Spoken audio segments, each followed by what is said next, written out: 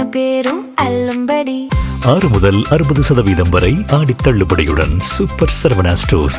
ஹாலிடேஸ்னாலே அது நம்ம ஜிடி ஹாலிடேஸ் தான். GT Holidays, South India's #1 travel brand. You know you are special when you're with GT Holidays. August 3ஆம் தேதி இந்த சந்திப்பு மட்டும் நடக்கவே கூடாது, நடந்தால் தமிழகம் தன் உரிமையை விட்டு கொடுத்துரும் அப்படின்னு முதல்வர் விஜய் கர்நாடகாவுக்கு சென்று பேச்சுவார்த்தை நடத்துவது குறித்து எதிர்ப்புகள் தமிழகத்தில் கிளம்பியிருக்கு. உண்மையிலேயே என்ன பிரச்சனை, அங்கே போய் பேச்சுவார்த்தை நடத்துறதுனால நல்லதுதான் நடக்கும், எப்படி பின்னடைவை சந்திக்கும் அப்படிங்கிறது குறித்து பேசுவோம். இன்னொரு புறம் எது பெரிய அளவில் விவாதிக்கப்படுது அப்படின்னா, கூட்டணி கட்சிகளே ராகுல் காந்தியை கைவிட்டுட்டாங்க. இது என்ன தாவேக்கா கூட்டணிக்குள்ளே நிறைய சிக்கல்கள் வந்துகிட்டு இருக்கு. இது தமிழ்நாட்டில் நடக்கிற லாக்அப் டெத் உள்ளிட்ட எதற்கும் பெரிய அளவில் குரல் கொடுக்காம கூட்டணிகள் தங்களுடைய பவரை இழந்துக்கிட்டே இருக்காங்களே அப்படிங்கிற விமர்சன பார்வை தமிழக அரசியல் களத்தில் மேல் எழுந்திருக்கு. அது குறித்தும் விரிவாக இன்னைக்கு விவாதிக்கலாம். Welcome to sensation.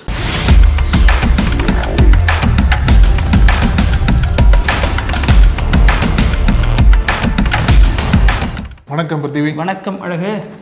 Cockroach Janata party, நம்ம அதை பேரே ஃபுல்லாக சொல்லிடலாம். நான் கரப்பான் கட்சியில் சொல்லிருக்காங்க இல்லையா, அதெல்லாம் இல்லை. அது உங்களோட பார்ட்டி பேர் காக்ரோச் ஜனதா பார்ட்டி. அவங்களோட போராட்டம் என்பது தொடர்ந்து நடந்துக்கிட்டே இருக்கு. இன்னைக்கு ஒரு மிக முக்கியமான முன்னேற்றம் நடந்திருக்கு. என்ன அப்படின்னா, அதாவது பிரதமர் மோடி பாஜக தலைவர்களாக எந்த விதமான போராட்டம் நடந்தாலுமே உடனடியாக அவங்க ரியாக்ஷன் கொடுக்க மாட்டாங்க, கண்டுக்க மாட்டாங்க. இந்த விவசாயிகள் போராட்டத்திற்கே நாள் கணக்கா, வாரக்கணக்கா, மாத கணக்கா பண்ணதுக்கு அப்புறம் தான் பேச்சுவார்த்தைக்கெல்லாம் வந்தாங்க இல்லையா. நாடாளுமன்றத்திலே பேசுனது இல்லையா, ரொம்ப கஷ்டப்பட்டு பேசினாரு. ஆமா, மணிப்பூருக்கு அகேன்ஸ்டா போராட்டம் பண்ணும் போதே பெருசா பாஜக தலைவர் பெரிய பேசல. உடனே இப்போ இந்த போராட்டத்துல முன்னாடி சென்ட்ரல் மட்டும் இருக்கும், ஸ்டேட்லயும் அதே மாதிரி அப்ரோச் இருக்கு. ஆமா, ஆனா இப்போ இந்த காக்ரோச் ஜனதா பார்ட்டியோட அந்த போராட்டத்திற்கு அப்புறம் ஏதோ ஒரு வகையில பாஜக தலைவர்கள், பிரதமர் மோடி உட்பட அவங்களுக்கு சிக்கல் இருக்கிறத வெளிப்படையா உணர்ற மாதிரி தான் தெரியுது. ஏன்னா தொடர்ந்து அவங்களோட போராட்டத்திற்கும் அவங்களோட குரல்களுக்கும் நம்ம செவி கொடுக்க மருத்துவம் பண்ணா நம்மளுக்கு இந்தியா முழுக்கவே பெரிய பிரச்சனையா முடியும். ஏன்னா குறிப்பா பொலிட்டிக்கலா பேசணும் அப்படின்னா வட இந்திய மாநிலங்கள் பாஜகவுக்கு ரொம்ப முக்கியம். இன்னைக்கு டெல்லியில போராட்டம் பண்ற பல மாணவர்கள் வட இந்தியாவை சேர்ந்தவங்க தான், ஹிந்தி பேசுறாங்க, ஹிந்தி பெல்ட்ல இருந்து வந்திருக்கக்கூடியவங்க. அவங்க இளைஞர்களும் கூட. ஸோ அவங்களோட தாக்கம் என்பது பாஜகவுக்கு தேர்தல் சமயங்களில் எதிர்மறையா முடிய வாய்ப்பு இருக்கு அப்படின்ற மாதிரி தான் பாஜக இறங்கி வர்றாங்க. இன்னொரு மிக முக்கியமான விஷயம், அதாவது இறங்கி வந்துட்டாங்கன்னு கேட்டால் முழுவதுமா இல்லை, அது குறித்தான பேச்சுவார்த்தைக்கு தயாராக இருக்கும்னு சொல்லிட்டு இன்னைக்கு 2ஆம் கட்ட பேச்சுவார்த்தைலாம் பண்ணியிருக்காங்க. JP நட்டெல்லாம் கூப்பிட்டு பேசியிருக்கிறவங்கள. இதில் இன்னொரு முக்கியமான பிரச்சனை என்ன அப்படின்னா, பாஜகவோட அப்ரோச் எங்கே மாறுனது அப்படின்னா, காக்ரோச் ஜனதா பார்ட்டி டிமாண்ட் என்னவா இருக்கு, இந்த ஆண்டு நடைபெற்ற நீட்ல பொறுப்பேற்றுக்கோங்க, அதுதான் கேட்குறாங்க. அவங்க ஒட்டுமொத்தமா நீட்டை ஒழிக்காதீங்கன்னு கேட்கல, நீட்டு தான் கேட்குறாங்க. நீட் வேண்டான்னு சொல்லி அவங்க சொல்லல, பேன் நீட்டு கேட்கல. இப்ப தமிழ்நாடு பேன் நீட்டை காலகாலமா கேட்டே இருக்காங்க இல்லையா. அந்த பேன் நீட்டை ரிவோக் பண்ணுங்க, ரத்து பண்ணுங்க அப்படின்ற கோஷத்தை காக்ரோச் ஜனதா பார்ட்டி முன்வைக்கல. இந்த ஆண்டு நடைபெற்ற காங்கிரஸ் கொண்டு வந்தப்ப கேட்டதையே இப்போதான் வட மாநிலங்கள் கேட்கறாங்க. காங்கிரஸ் கொண்டு வந்தப்ப நம்ம தமிழ்நாட்டுக்கு அது வேணான்னு சொல்லி ஒதுக்கி வச்சு அதுக்கப்புறம் இந்த மாதிரியான விஷயங்கள் இல்லாம அது வரணுங்கிற மாதிரி பலவிதமான பேச்சுவார்த்தைகள் கடந்த காலத்தில் நடத்தப்பட்டுச்சு இல்லையா. அந்த புள்ளிக்கே இப்போதான் வட மாநிலங்கள் சேருது. பேன் நீட்டுங்கிறதுக்கு நோக்கி நகர்றதுக்கு இன்னும் சில ஆண்டுகள் தேவைப்படும். ஆனா இதை கெட்டியா பிடிச்சுக்கிட்டு தமிழ்நாடு தான் அதை முன்னெடுத்துட்டு போகணும், அந்த பிரச்சாரத்தை இன்னும் வலுவாக்கணும், வீரியமாக்கணும். ஆனா தமிழ்நாட்டிலேயே அந்த பிரச்சாரத்தை செய்ய முடியாத அளவுக்கு தான் கலச்சூழல் மாறி இருக்கு. நீட்டுக்கு எதிரான கொள்கையுடைய ஒரு ஆட்சி தான் இன்னைக்கு நடந்துட்டு இருக்கு. அந்த கட்சி தலைவர் நீட்டுக்கு எதிரான கொள்கை உள்ளவர் தான், அதுக்கு பேசுறவரும் அதுதான் நம்ம முதல்வர் விஜய். ஆனா டெல்லியில் என்ன நடந்துச்சோ அதே மாதிரி பேட்ச் இல்லாம மாணவர்களை தாக்கக்கூடிய அளவுக்கு ஒரு சம்பவம் தமிழ்நாட்டில் நடக்குது. இங்க பேசுறவங்க என்ன சொல்றாங்க, நீங்க எங்களுக்கு மெரினாவை திறந்து விடுங்க, இளைஞர்கள் போராட தயாரா இருக்காங்க, ஜென்சிக்கலை வச்சுதானே நீங்க ஆட்சிக்கு வந்தீங்க, இன்னைக்கு அந்த ஜென்சிக்கலினுடைய குரலுக்கு செவிசாயுங்கள் அப்படின்னு கேட்குறாங்க. அது மறுபுறம் லாக்அப் டெத்லாம் நடக்குது, நீங்க அதையெல்லாம் கொஞ்சம் கவனிங்கிறாங்க. ஆனால் அவங்க ஜனநாயகன் திரைப்பட திருவிழாவில் ரொம்ப மும்முரமாக இருக்காங்க. அவங்க அதில் பார்க்கறதும் ஸ்லாகிக்கிறதும் கண்ணீர் விடுறதுமா தான் இன்னைக்கு தமிழக அரசியலுக்கெல்லாம் போகுது. படம் பார்க்கறது தப்பா அப்படின்னா நிச்சயமா தப்பு இல்லை. இப்போ நம்மளே ஒரு ஸ்ட்ரெஸ் ஆகிட்டோம்னா படம் பார்ப்போம் இல்லையா. படம் பார்க்கறதுங்கிறது ஸ்ட்ரெஸ் அவுட் பண்றது. பிரபாகர் சொல்லியிருக்காருல்ல, தெம்பா நீங்க இருப்பீங்க ஜனநாயகன் படம் பார்த்தீங்கன்னா அப்படின்ட்டு. இல்லை, படம் பார்க்கறதே தவறுன்னு நம்ம சொல்ல போறோம். ஆனால் எந்த காலகட்டத்தில் பார்க்குறோம், இந்த பிரச்சனைகளுக்கு என்ன அக்கௌண்டபிலிட்டி எடுத்துக்கிறோம், என்ன நம்ம பொறுப்பே இருக்கிறோம். இப்போ போலீஸார் அடிக்கிறாங்கன்னா அது வெறுமனே போலீஸார் மீது மட்டும் நம்ம குறை சொல்லணுமா, அந்த அரசு மீது குறை சொல்லணுமா? இப்போ மாணவிகள் சட்டையை பிடிச்சி எடுக்கிறாங்கன்னு சொல்றாங்க, இடதுசாரிகள் எங்க நாங்க வந்து ஆதரவை வாபஸ் வாங்குவோங்கிற அளவுக்கு பேசுறாங்க. அப்ப இது எல்லாமே கண்டம் காணாம தாவேக அரசு எப்படி இருக்கிறது? எந்த புகாருக்கும் பதில் சொல்றது இல்ல, எந்த இதுக்கும் உரிய விளக்கம் கொடுக்கறது இல்ல. கூட்டணி கட்சிகளே கொந்தளிக்கிறாங்க. இடதுசாரிகள் ரொம்ப தார்மீகமான தீவிரமான ஒரு ஆதரவு கொடுத்துட்டு இருந்தாங்க. இன்னைக்கு அவங்களே எங்களுடைய ஆதரவை மறுபரிசீலனை பண்ண வேண்டி வரும் அப்படிங்கிறாங்க. இந்திய கம்யூனிஸ்டினுடைய பாலன் அலுவலகத்துல தான் போராட்டம் நடக்குது. போலீசார் பொது வழியில பேட்ச் இல்லாம அடிக்கிறாங்க. நீ படிக்க தானே வந்து அப்படின்னு கேட்கிறாரு ஒரு போலீசார். நீ படிக்கிற புள்ள தானே கேட்கிறாரு. படிக்கிற புள்ள தான் போராடும், அதுக்காக தான் போராடுறாங்க. அதுல உள்ள சிக்கல்கள் என்னென்ன அப்படிங்கறதெல்லாம் ஏகப்பட்ட வீடியோக்கள் நம்ம பேசியிருக்கோம். பல வீடியோக்கள் பொது வழியிலும் இருக்கு. நீட் எதனால வேண்டாம் தமிழ்நாட்டுக்கு அப்படின்னு. அப்போ இவ்வளவு நடந்துட்டு இருக்கிறப்ப ஜென்சிக்களினுடைய ஆட்சி, ஜென்சிக்களால் வந்த ஆட்சி, நீட் எதிர்ப்பை தீவிரமாக செய்யக்கூடிய விஜயனுடைய ஆட்சி, அனிதா மரணம் அடைந்த பொழுது நேரில் சென்று சந்தித்த விஜய் நடத்தக்கூடிய ஒரு ஆட்சிங்கிறப்ப எல்லோருக்கும் ஒரு நல்ல அபிப்பிராயம் இருக்கு இல்லையா? விஜய் எப்படி இருந்தாலும் நீட்டுக்கு எதிராக பேசுவாருன்னு. நீட்டுக்கு எதிராக அவர் பேசாம இருந்தா பரவாயில்ல, நீட்டுக்கு எதிராக பேசுறவங்களையும் இவர் பேசாம வைக்கிறார் இல்லையா? இதுதான் ரொம்ப ஆபத்தான ஒரு அணுகுமுறைன்னு நாம சொல்றோம். இப்ப இடதுசாரிகள் சொல்லுது, இன்னும் முழுதாக கூட்டணி கட்சிகள் அதை சொல்ல ஆரம்பிக்கல. விசிகவினர்லாம் பெரிய அளவில் அதை பேசல, மதிமுகவினர் அது பெரிய அளவில் கொண்டுட்டு போகல, ஐயுஎம்எல் இது பெரிய அளவில் எடுத்துட்டு போகல. இப்ப கடந்த காலங்களில் இறந்தவர்களுக்கெல்லாம் இவங்க என்ன நீதி செய்யறாங்கிற ஒரு கேள்வியும் இருக்கு. இப்போ அந்த தலைவர்கள் வந்து படம் பார்க்குறதோ கிரிக்கெட் மேட்ச் பார்க்குறதோ என்பது தொடர்ந்து சர்ச்சையாக தான் முடிஞ்சிருக்கு. இப்போ போன ஆட்சியிலே பார்த்தீங்க அப்படின்னா விமர்சனம் என்பது இருந்தது. இப்போ சென்னை மாநகராட்சி அந்த அலுவலகத்திற்கு முன்னாடி துப்புரவு பணிகளில் போராட்டம் பண்ண சமயத்தில் அப்போதைய முதல்வர் ஸ்டாலின் வந்து அசுரன் படம் பார்த்தாரா, ஏதோ ஒரு படம் பார்த்த மாதிரி போஸ்டர்ல வெளியானதை பார்த்தோம் நம்ம. மாமன் பார்த்திருக்காரு, அசுரன் பார்த்திருக்காரு. அது மாதிரி திரைப்படங்கள்லாம் அது முக்கியமான பிரச்சனைகள் இருந்த சமயத்தில், முக்கியமான போராட்டங்கள் நடக்கக்கூடிய சமயத்தில் ஸ்டாலின் வந்து திரைப்படம் பார்த்திருக்காரு என்ற விமர்சனத்தை வந்து தொடர்ந்து தமிழ்நாடு முழுக்கவே நம்ம பார்க்க முடிஞ்சது. அதெல்லாம் தாண்டி தான் அதெல்லாம் மாற்றணுன்ற பேரில் தான் தாவேக ஆட்சி அமைஞ்சிருக்காங்க. ஆனால் அதே ரெப்ளிகாவா தாவேக அரசாங்கம் இருக்கா, இல்லை அதோட மோசமாக செயல்படுற மாதிரி இருக்கு அப்படின்ற விமர்சனங்கள் வந்து இப்போ அதிகமாக கேட்க ஆரம்பிச்சிருக்கு. இப்போ நீங்கள் சொன்னது போல ஆன்டி நீட்டை வந்து பேன் பண்ணும் அப்படின்ற கொள்கையோட தான் விஜய் வந்து பல இடங்களில் பேசியிருக்காரு. இப்போ அவருக்கு ஒரு நல்ல வாய்ப்பு கிடைச்சிருக்கு இந்த நீட்டை எதிர்க்கிறதுக்காக. இப்போ காக்ரோச் ஜனதா பார்ட்டி பேசும்போது அவங்க நீட்டை வந்து பேன் பண்ணுங்கன்னு சொல்லிட்டு எங்கேயுமே கேட்கல. அதனால தான் வந்து பாஜக அரசாங்கம் கொஞ்சம் இறங்கி வர மாதிரி இருக்கு. இப்போ இன்னைக்கு வந்து என்ன பண்ணாங்க அப்படின்னா, பிரதமர் மோடி தலைமையில் கேபினட் மீட்டிங் ஒன்று கூட்டியிருக்காங்க. அதில் வந்து என்ன முடிவு எடுத்திருக்காங்கன்னா, இன்ஃபேக்ட் இதுக்கு முன்னாடி சர்ப்ரைசிங்காக வந்து மோடியே ஒரு வீடியோ வெளியிடுறார். அதாவது மொபைலில் வச்சு கேமராவில் பேசுவாங்க இல்லையா, அதே மாதிரி வந்து நேற்றுக்கு இரவு வந்து அந்த வீடியோ வந்து அவர் வெளியிடுறாரு. அதில் தான் என்ன சொல்கிறாரு அப்படின்னா, இந்த மாதிரி முன்னாடியே அவர் சொன்னது போல் இது விரைவு நீதிமன்றங்கள் அமைக்கிற மாதிரி முடிவு எடுத்துருக்கோம், நாங்கள் அது குறித்து மசோதாவை வந்து பாஸ் பண்ண போகிறோம் அப்படின்ற மாதிரி ஒரு உத்தரவாதத்தை கொடுத்து, அதை தொடர்ந்து இன்னைக்கு மத்திய மந்திரி சபை வந்து கூட்டப்படுது. அதுலேயும் வந்து முடிவு எடுக்கிறாங்க. அதில் வந்து இந்த மாதிரி வினாத்தாள் கசிவுக்கு அகைன்ஸ்டாக யாரெல்லாம் அதை கசிய விடுறாங்களோ, யாரெல்லாம் பொறுப்பாக இருக்காங்களோ அவங்களுக்கு வந்து கூடுதல் சிறை தண்டனை, கூடுதல் அபராதம்லாம் விதிக்கக்கூடிய ஒரு கடுமையான சட்டத்தை வந்து இன்னைக்கு கேபினெட் வந்து ஒப்புதல் கொடுத்துருக்காங்க. இதுக்கு எத்தனை பேர் எத்தனை நாளாக போராட வேண்டியது இருக்கு. சாதாரண இந்த விஷயத்தை கொண்டு வர இந்த மசோதா வந்து வரக்கூடிய திங்கட்கிழமை நாடாளுமன்றத்தில் தாக்கல் பண்ணப்பட்டு அது சட்டமாக்கப்படும் மாதிரி சொல்றாங்க. அப்ப தர்மேந்திர பிரதான் மீது நடவடிக்கை இல்லையான்னு கேட்டீங்க அப்படின்னா இல்ல, ஏன்னா அப்பதான் சட்டமே இல்லை, இப்பதான் சட்டம் கொண்டு வரும் அப்படின்ற மாதிரி கூட பாஜக சொல்லுவாங்க. தர்மேந்திர பிரதான் மீது ஏன் நடவடிக்கை எடுக்க பாஜக தயங்குகிறது அப்படின்னா அதுக்கு பின்னணியில் பல காரணங்கள் இருக்கு. அதுல முக்கியமான காரணம் என்னன்னா, அவர் ஒரு அசைக்க முடியாத சக்தியா இருக்காரு பாஜக. ஆர்எஸ்எஸ்ல கூட சொல்லலாம், ஆர்எஸ்எஸ்ல இருக்காரு. ரெண்டாவது, இவர் பல மாநிலங்களுக்கு தேர்தல் வியூகங்களை வகுத்து கொடுத்தவர், தேர்தல் சம்பந்தமான எல்லா வேலைகளும் செஞ்சவர். ஒடிசா மாநிலத்திலிருந்து ஒடிசா மாநிலத்தில் தமிழர்களை திருடன் சொல்லி பிரச்சாரம் பண்ணதில் அவர் பங்கு முக்கியமானது. இப்படி பாஜகவுடைய வளர்ச்சிக்கு பல வகையிலையும் உறுதுணையா இருந்த ஒருத்தரை பாஜக இப்ப சமயத்துல கலட்டி விடுது அப்படின்னா, ஒண்ணு அரசுக்கு கெட்ட பேரு, இன்னொன்னு கட்சிக்கு கெட்ட பேர் ஏற்படும். இப்படி பல வகையில் இது இருக்கிறதுனால எப்படியாவது சேலையில மாட்டின முள்ளு மாதிரி பத்திரமா அந்த சேலையை முள்ளுல கிழிஞ்சிராம எப்படியாவது எடுத்துடலாமா அப்படிங்கிற மாதிரி தான் இவங்க முயற்சி பண்றாங்க. அதனாலதான் வந்து தர்மேந்திர பிரதான் கிழிதா சேலை கிழிதாங்கிறது தெரியல. ஆமா, அதனாலதான் தர்மேந்திர பிரதான் மேல ஆக்ஷன் எடுக்கிறதுக்கு பதிலா அந்த டிமாண்டை வந்து எப்படிலாம் நம்ம சமாளிக்கலாம் அப்படின்ற ஒரு பார்வையில தான் பிரதமர் மோடியே வந்து வீடியோ போடுறாரு, பேச்சுவார்த்தைக்கு அழைப்பு விடுறாங்க. மோடியே பேசுறாரு மாதிரி தான் ஆயிடுச்சு. இல்ல, அப்படிதான் சொல்லணும். ஆனா அது எப்படியாச்சும் அவங்களோட நோக்கம் என்னவா இருக்கு அப்படின்னா, தர்மேந்திர பிரதான் பதவி விலகணும் அப்படின்ற கோரிக்கையை வந்து காக்ரோச் ஜனதா பார்ட்டி கைவிற்றணும் அப்படின்ற எதிர்பார்ப்பு தான் பாஜக அரசாங்கத்தில் இருக்கு. அதனாலதான் இவங்களே வந்து நாங்களே உங்களுக்கு அசூரன்ஸ் தரோம், நாங்களே உத்தரவாதம் தரோம், இனிமேல் எதுவுமே நடக்காதுன்ற மாதிரி தொடர்ந்து பேச்சுவார்த்தை ஈடுபட்டு இருக்காங்க இல்லையா. இப்ப நீங்க சொன்னது போல தர்மேந்திர பிரதான் மீது கை வச்சா பல பின்விளைவுகள் வந்து பாஜக ஏற்படும். ஆர்எஸ்எஸோட அதிகார வட்டத்தில் தர்மேந்திர பிரதான் இருக்கார், அதனால வந்து அவ்வளோ எளிதாக கை வைக்க முடியாது. இல்லை ஒவ்வொருத்தங்களா முடிச்சுட்டு வராங்க. இப்போ யோகி ஆதித்யநாத் ஒரு பவர்ஃபுல் சென்டரா பயமுறுத்துற மாதிரி வந்தார் மோடி அமித்ஷா கூட்டணியை. உடனே அந்த இடத்துக்கு சம்பந்தப்பட்ட ராம் கோவில் இருக்கு இல்லையா, ராமர் கோவில், அங்க வந்து நிதி நன்கொடையில முறைகேடு நடந்திருக்கு அப்படின்னு அது ஒரு பிரச்சனை பூதாகரமாகுதுன்னா அதற்கு பின்னாடி இந்த ஒரு அஜெண்டாவும் இருக்கு, அவரது புகழ வழுங்கடிக்கிற வேலைகளும் நடக்குது அப்படின்னு பிஜேபி இன்டர்னல் பாலிடிக்ஸ்க்கு நடக்கிற பிரச்சனையாக அதை பார்க்குறாங்க. இதில் இன்னொன்று என்ன அப்படின்னா, இன்னைக்கு சப்போஸ் தர்மேந்திர பிரதான அந்த டிமாண்டுக்கு ஏற்ற மாதிரி அவரை பதவி விலகிட்டோம்னு வச்சுக்கோங்களேன், நாளைக்கு ஏதோ ஒரு அமைச்சர் தப்பு பண்ணுறாங்க அப்படின்னா மீண்டும் அந்த போராட்டம் இடிக்கும். இப்போ மீண்டும் அந்த அமைச்சர் வந்து பதவி விலக வேண்டிய தேவை ஏற்படலாம் பாஜக அரசுக்கு. அதனால பாஜக அரசு இது லெஃப்ட் ஹேண்டில் டீல் பண்ணிருக்காங்க. ஏன்னா முன்னாடியே வந்து பல அமைச்சர்களுக்கு எதிராக இந்த மாதிரி கோஷங்களை எழுப்பினது உண்டு. இப்போ விவசாய சட்டங்கள் கொண்டு வந்த போது அந்த விவசாய சட்டங்களுக்கு எதிராக அப்போதைய விவசாயத்துறை அமைச்சர் நரேந்திர சிங் தோமர் பதவி விலகணும்னு சொல்லி பார்த்துருக்கோம் நம்ம. அப்புறம் ரயில்வே விபத்துக்கெல்லாம் நடக்கும்போது ரயில்வே துறை அமைச்சர் பதவி விலகணும்னு சொல்லி கோஷங்கள்லாம் கேட்டிருக்காங்க.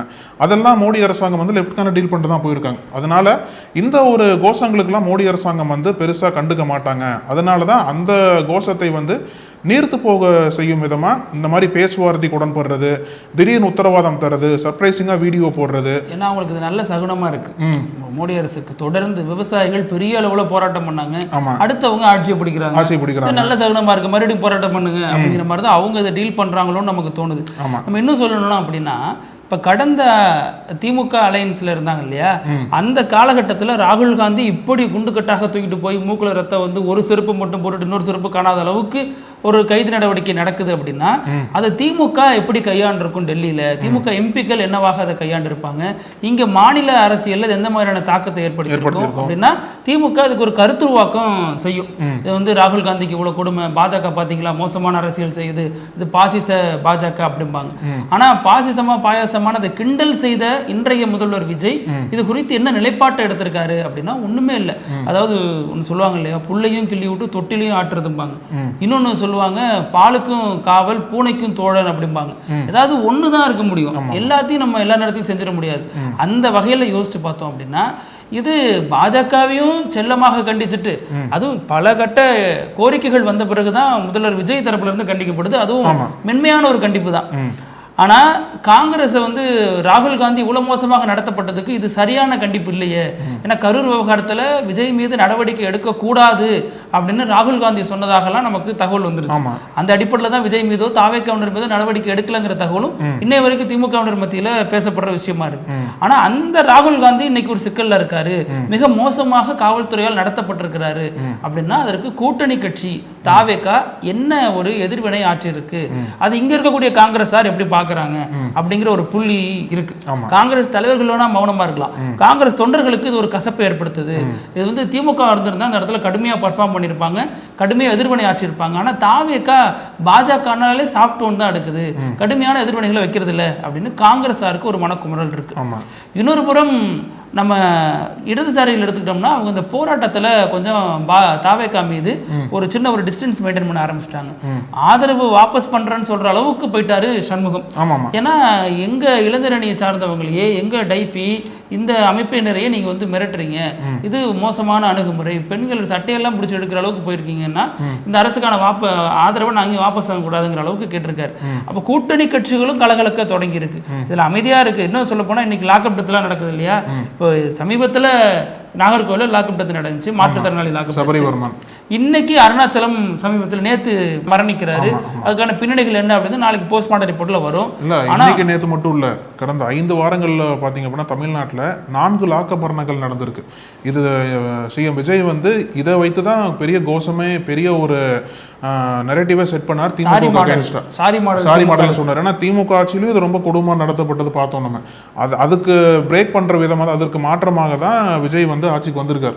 ஆனா இவரோட ஆட்சி காலத்தில் 5 வாரத்துல வந்து 4 லாக்அப் மரணங்கள் என்பது யாராலும் ஏத்துக்க முடியாத விஷயமா இருக்கு. ஆனா அது வரைக்கும், இப்போ இது வரைக்குமே வந்து விஜயோ சரி, தாவேக்காவினரும் சரி இது குறித்து பெருசா எதுவுமே வெளில பேசாம ரொம்ப மௌனமா தான் இருக்காங்க. அது இன்னொரு பெரிய கேள்வி ஏற்படுத்துது. முன்னாள் முதல்வர் சாரி சொன்னாரு திருபுவனம் அஜித் குடும்பத்துக்குன்னு சொல்லி விமர்சிச்சாரு.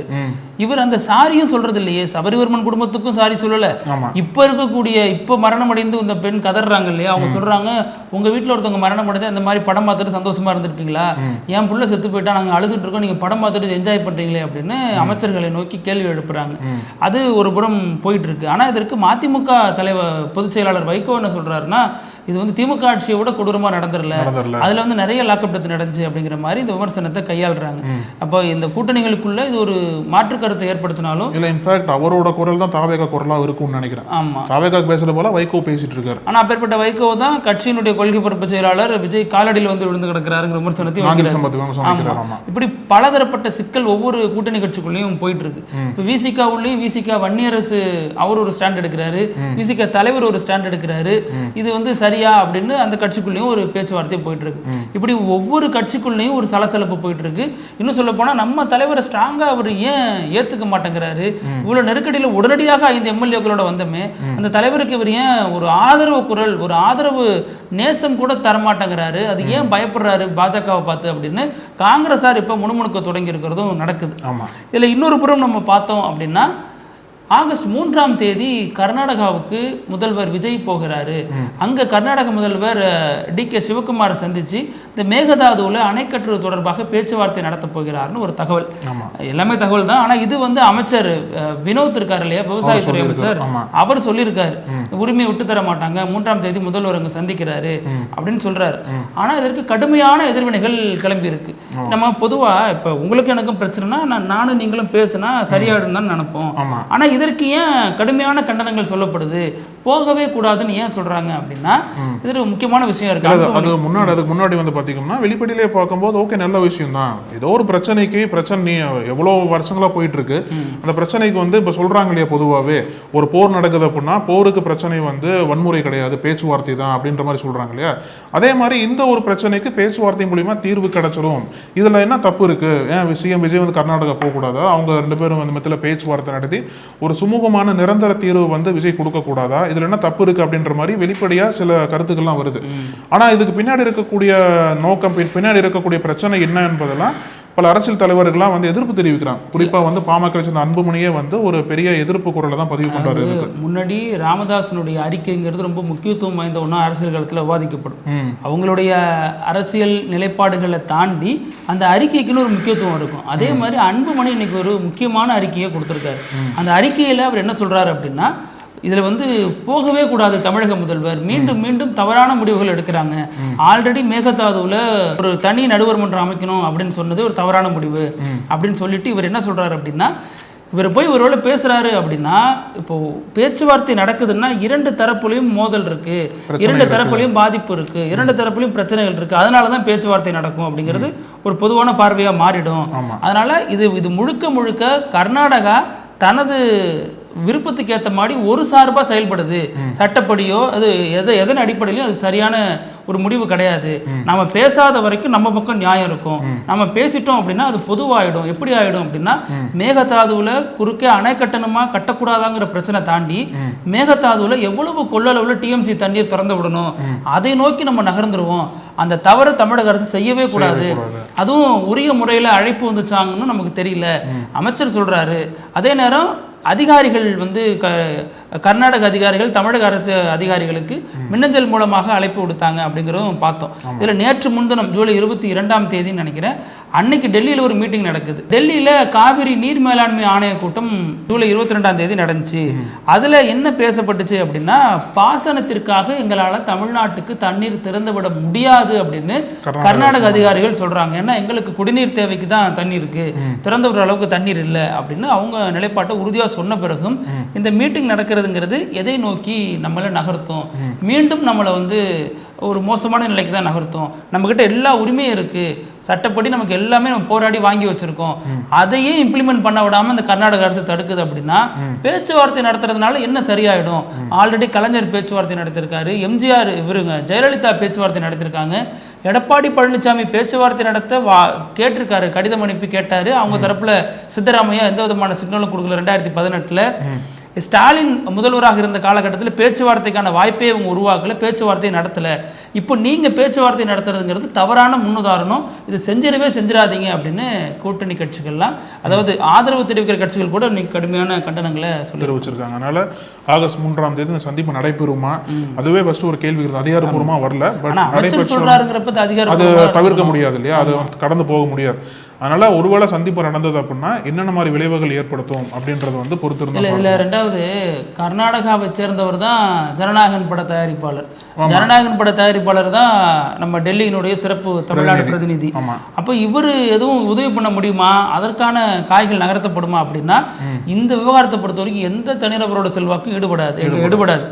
முழுக்க முழுக்க DK சிவகுமார்ங்கிற ஒரு தனி மனிதர் அவருடைய கர்வத்துக்காக இதை செஞ்சாலும் ஆண்டாண்டு காலமாக இருக்கிற பிரச்சனை, இந்த நதிநீர் பங்கீடு பிரச்சனை, இதை ஒரு நொடியில அல்லது ஒரு நபரால அல்லது ஒரு ஆட்சியால அல்லது ஒரு முதல்வரால சரி செய்ய முடியுமான்னா முடியாது.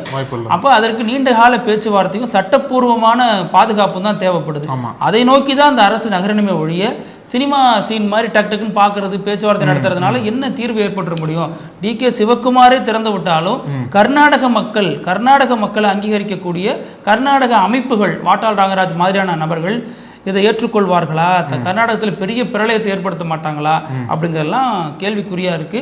முதல்வர் சந்திப்பாரா அப்படிங்கிறதும் கேள்விக்குறியா தான். அதாவது நீங்க சொன்னது போல தமிழக தரப்பில் இருந்து பல தீர்மானங்களை போட்டிருக்காங்க, பல உத்தரவுகள் நம்ம தமிழ்நாடு வாங்கியிருக்கோம். அது மட்டும் இல்லாமல் பல இந்த ஆணையங்கள் அமைக்கப்பட்டதுக்கே நம்ம சட்ட போராட்டம் தான் காரணம். இதை எல்லாத்தையும் தாண்டி ஒரு பேச்சுவார்த்தையில் இல்லை ஒரு நபரால் இது மாற்றம் கொண்டு வர முடியுமான்னு கேட்டால் சந்தேகம் தான். நீங்கள் சொன்னது போல் அங்கே அதாவது கர்நாடகாவில் பாஜகவோ காங்கிரஸோ யார் ஆட்சி பண்ணாலும் தமிழ்நாட்டுக்கு தண்ணி தரக்கூடாதுன்றதுல உறுதியாக இருக்கும். நோக்கமே அதுதான். இப்போ DK சிவகுமாரோட பார்வை என்ன அப்படின்னா ஒரு லெகசி பில் பண்ணவர். ஏன்னா வரக்கூடிய சட்டமன்ற தேர்தலில் காங்கிரஸுக்கு மீண்டும் அவர் ஆட்சியை அமைக்கணும் அப்படின்னா இந்த ஒரு காவேரி இஷ்யூ, இந்த ஒரு காவேரி பிரச்சனை என்பது அவருக்கு அரசியல் ட்ரம்ப் கார்டா மாதிரி இருக்குன்னு கூட சொல்லலாம். ரெண்டாவது, நம்ம நிருபர் அங்கே போயிட்டு கலாயவே பண்ணி போட்டிருக்காரு நிருபர் ராஜா. அந்த வீடியோ பார்த்தா இன்னும் ஐடியா நமக்கு பெருசா பெரிய ஆரம்பிச்சிட்டாங்க அப்படின்னு சொல்றாங்க. கிடைக்கும். அங்க இவர் ஏன் செய்யறாரு அப்படின்னா அவர் சார்ந்த சமூக மக்களுக்காகவும் அந்த ஒரு வேலையில ஈடுபட்டிருக்காரு. அவர் பகுதியில் அந்த மேகதாது அணை சுற்றி இந்த அணை கட்டுனா அவர் DK சிவகுமாரோடைய சொந்த கிராமம் இதனால பலன் பெறும். அந்த பகுதி முழுக்க இவருக்கும் பெரும்பான்மையான இடங்களை அவர் வச்சிருக்காரு. அவர் சொந்த சாதி மக்கள் இது பெரும் அளவுல பலனடைவாங்க. இப்படி ஒரு கணக்கும் அதில் இருக்கு. அவருடைய பொலிட்டிக்கல் மைலேஜுக்காக இதை பண்றாருங்கிறாங்க. இப்போ இந்த மீட்டிங் ஜூலை 3ஆம் தேதி நடக்குது இல்லையா, இந்த மீட்டிங் யார் ஆர்கனைஸ் பண்றா? கர்நாடக அரசா, மத்திய அரசா, அல்லது நீர் மேலாண்மை, காவிரி நீர் மேலாண்மை வாரியமா, யார் இதை ஆர்கனைஸ் பண்றா? இது முடிவெடுக்கப்பட்டாலும் அந்த முடிவை எப்படி நம்ம எதில் எடுத்துக்கிறது அப்படின்லாம் பல சந்தேகங்கள் இதில் இருக்கு. அதனால அரசு என்ன முடிவெடுக்கும் அப்படிங்கிற எதிர்பார்ப்பு தான் எல்லோருக்கும் எழுந்திருக்கு. இப்போ நம்ம வீடியோவோட இறுதி பகுதி வினோத செய்தி. அதாவது இந்தியாவில் குறிப்பாக போலீஸ்காரங்களால் சில பேருக்கு பிரச்சனை, போலீஸ்காரங்களுக்கு பல பிரச்சனை, சட்டம் ஒழுங்குலாம் மெயின்டைன் பண்ணணும், எல்லா மாநிலங்களையும் பல பிரச்சனைகளும் இருக்கு இல்லையா. இந்த மாதிரி இருக்கிற போது உத்தரப்பிரதேசத்தில் ஒரு கணவர் நள்ளிரவில் ஃபோன் பண்ணியிருக்கார். இந்த மாதிரி போலீஸ்காரங்களுக்கு ஃபோன் பண்ணி பரபரப்பாக பேசியிருக்காரு போல் இருக்கு. இவங்களும் வந்திருக்காங்க, என்ன ஆச்சு ஏதாச்சும் தெரியாமல் நைட் வர கூப்பிட்டுருக்காருல, என்ன பிரச்சனைன்னு சொல்லிட்டு அவங்க வீட்டுக்கு பார்த்துருக்காங்க. அப்போ தான் என்ன சொல்கிறாரு, ஃபோன் பண்ண காரணமே எந்த கிரைமும் நடைபெறலை. ஒரு ஃபோன் பண்ணதுக்கு காரணம் என்னோட மனைவி தினமும் எனக்கு சாம்பார் போட்டு டார்ச்சர் பண்றாங்க. சாம்பார் மட்டும் இது சாம்பார் தான் தினமும் எனக்கு சமைக்கிறாங்க. எனக்கு சாம்பார் போடுறது கஷ்டமா இருக்கு. இல்ல, அவருக்கு என்ன சொல்றாருன்னா, எனக்கு இந்த ஃப்ரைட் ஃபுட்ஸ் தான் பிடிக்கும், ஃப்ரை பண்ணதான் அதிகமாக விரும்பி சாப்பிடுவேன். ஆனா தினம்தோறும் மனைவி சாம்பார் தான் வச்சு கொடுக்குறாங்க. எனக்கு இந்த தொல்லை தாங்க முடியல, என்னால இதுக்கு ஒரு வழி பண்ணுங்கன்னு சொல்லிட்டு தான் போலீஸ்கார்ட்ட கம்ப்ளைண்ட் பண்ணியிருக்காரு. அவரு போலீஸ் எதுவுமே பேசல. போலீஸ் அதிர்ச்சியா எப்படி எதுவும் பேசாம இருப்பாங்க, இதெல்லாம் ஒரு பிரச்சனையா, எங்களுக்கு இருக்கிற பிரஷருக்கு நீங்க இதெல்லாம் கால் பண்ணி கூப்பிட்டு சாம்பார்லாம் ஒரு தேசிய பிரச்சனையாக்கி எங்களுக்கு தேசிய பிரச்சனையா இருந்துச்சு. சாம்பார் மாறிடுச்சு போல் இருக்கு. இவங்க டெய்லி சாம்பார் போட சாம்பாரை மாத்திட்டாங்க தேசிய பிரச்சனையா. இப்ப வேற எதுவும் ரசம் தயிர் ஊற்றி சாப்பிட வேண்டியதான், புழைக்க தெரியாத ஆளா இருப்பாரு. அதனால போலீஸ்காரங்க அறிவுரை கொடுத்துட்டு இதுக்கெல்லாம் போலீஸை கூப்பிடாதீங்கன்னு சொல்லிட்டு போயிருக்காங்க போல. அவ்வளவுதான். அந்த வகையில் அது நல்லது. இருந்தாலும் ஒரு மனுஷன் இவ்வளவு பாடாப்படுத்தக்கூடாது. ஒய்ஃபை சமைச்சு போடுறதே பெருசு, இதுல சாம்பார் இருக்கு, ரசம் இருக்குன்னு குறை வேற. பேசும் அழகு. இதே மாதிரி பல செய்திகளோட மீண்டும் சந்திக்கலாம். நன்றி. தொடர்ந்து பேசலாம். நன்றி. நக்கீரன் டிவிக்கு சப்ஸ்கிரைப் செய்யுங்கள். உங்கள் ஆதரவே எங்கள் பலம். ஆசிரியர்களுக்கு நண்பனாகவும் மாணவர்களுக்கு ஆசானாகவும் திகழும் தேர்வு வழிகாட்டி. ஒவ்வொரு பாடத்திற்கும் அனுபவமிக்க ஆசிரியர்களின் துல்லியமான தெளிவான விடைகள். CNC இருக்கு, தேர்வு பயம் எதற்கு? இது தீரன் பப்ளிஷிங் ஹவுஸ் விற்பனை வெளியீடு.